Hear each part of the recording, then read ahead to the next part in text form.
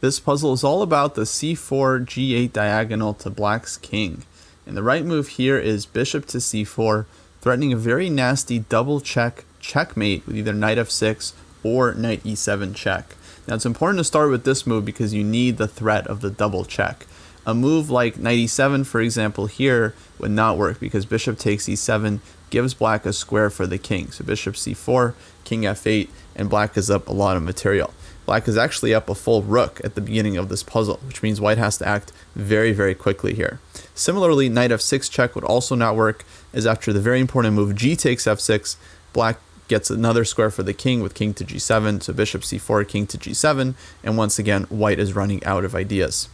So that's why bishop c4 is the only good move and a very strong one in this position, threatening either one of these double check mates with knight e7 or knight f6. The only way to get out of a double check is to move the king to a safe square, but here black's king currently has 0 squares to move to. A good try is g6, and now white has to be very precise here to find a knight's mate in 2 with knight f6 check. Again, double check, the king is forced to move to g7, and then knight e8 mate, where all of white's minor pieces are covering the squares around black's king. So note, it has to be knight f6, knight e7 would not work because king g7, there's no mate here, no good follow-up, knight e6 check, king h7, and again, white is very short on material.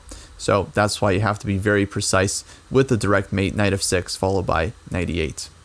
So definitely watch out for these double check threats. They're very, very strong, especially when the enemy king does not have a lot of good defenders. That's why moves here like knight e5 would not work because you hit the bishop, but you're not stopping the double check. White is still giving check from 2 different directions, and this would be mate on the board.